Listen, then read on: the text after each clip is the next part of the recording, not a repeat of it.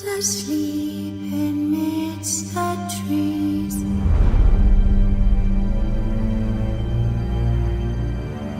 That's all a swaying in the breeze.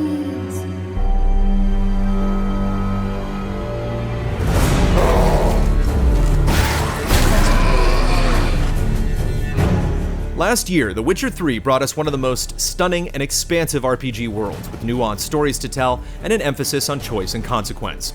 The first expansion, Hearts of Stone, spins an unsettling tale of its own, and now, roughly a year after the original release, the second expansion, Blood and Wine, takes us to an all-new region that truly feels like a different place.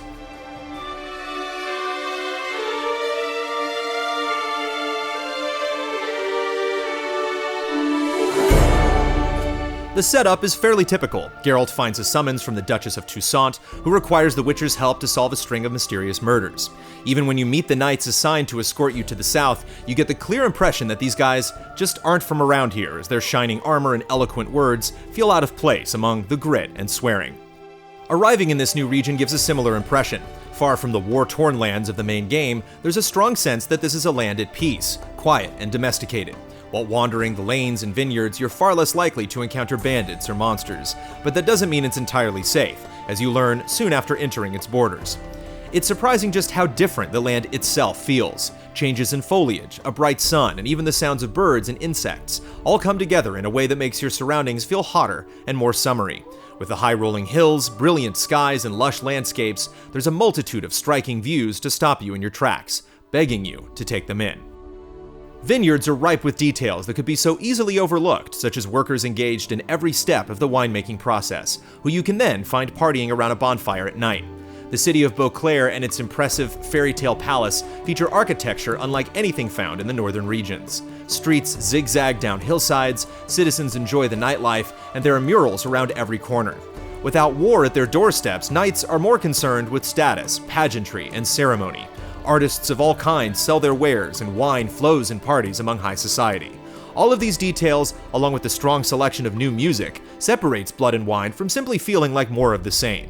It recaptures the sense of awe, and with an area that feels as large as Velen, we journeyed for 40 hours before wrapping up the main quest, and we still have so much more to go back and do.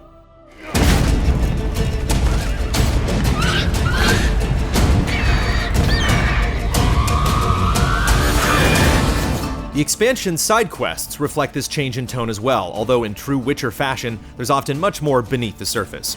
One of the biggest quest lines involves Geralt participating in a tournament, competing for glory among elite knights dressed to the nines. Several quests involve artists, including a painter, sculptor, and a wildlife photographer. There's an amusing back and forth as you attempt to fill out the right paperwork at a bank, and a lengthy investigation as you find yourself trying to settle a feud between two competing wineries. Even what could have been a simple Gwent tournament focused on the new Skellige deck is bolstered by narrative and dissenting opinions. Off your asses and hate is Skellige, you ale-loving seal sloppers. As bright as the location and side quests may be, there is a much darker side to Toussaint that plays out primarily in the main story. As you investigate to find out who or what is brutally murdering distinguished knights, you'll have run-ins with powerful vampires and dig deep into The Witcher 3's distinctly different threads of vampire lore. You'll spend a fair bit of time in crypts and cemeteries, as well as other positively creepy locations. The events don't evoke quite as much personal attachment as the main game, but the plot does a good job of turning the tables to keep you guessing. There are several great callbacks for fans of the books, and some of the alternate quests near the end are remarkably different, enticing you to replay to see what could happen if you made different choices. Plus, if you continue your save from the main game, there's a solid payoff at the end.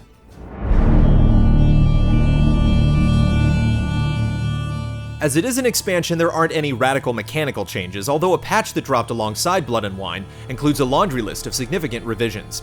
The inventory system benefits from much better organization, minor annoyances with navigating the map have been resolved, and there's an option to scale enemy difficulty if you feel you're over-leveled. One of the most beneficial changes, though, is the ability to read books as soon as you pick them up, eliminating the chore of opening the menu to search for them among your belongings. Specific to Blood and Wine is the new mutation system, which helps freshen up combat. Mutations are essentially another level of skills to unlock, granting new abilities such as adding a freezing effect to the Ard sign. As you unlock more mutations, you can also gain extra slots for your traditional abilities, allowing you to stack on more options to play with. Plus, there are a few unique weapons that push you to fight a bit differently as well. What also helps is that Toussaint is overflowing with new creatures to fight, in addition to the return of the boars and arachnomorphs introduced in Hearts of Stone. Panthers prowl the foothills, giant centipedes and man-eating plants erupt from the fields, and then of course there are the vampires such as Alps and Bruxy that never appeared in the main game. These vixens are particularly difficult to fight, darting erratically, turning invisible, and teleporting away when you go to strike the killing blow. They are just as fierce and dangerous as you'd expect. Wrapping up Blood and Wine are a few other perks. Armor dyes give you the opportunity to paint certain gear however you like, and more significantly, Geralt is awarded with a full estate of his very own. You'll get to own a vineyard and invest in remodeling it, improving your house, grounds, and stables, as well as having places to display your favorite weapons, armor, and art.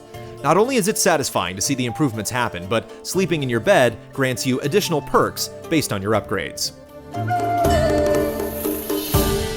The expansion still isn't perfect, of course, as it has some of the typical distractions of open-world games, such as characters occasionally floating in the air, or two sets of dialogue playing on top of each other.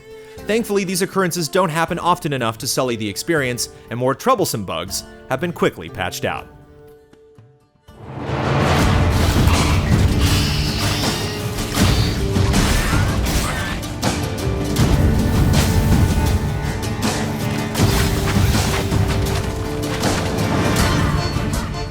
The Witcher 3 Blood and Wine is an exceptional expansion that reignites a sense of wonder even for players who have put in hundreds of hours so far. The breadth and variety of all that's included stands stronger than many full-priced sequels. As a $20 add-on, it's absolutely worthwhile.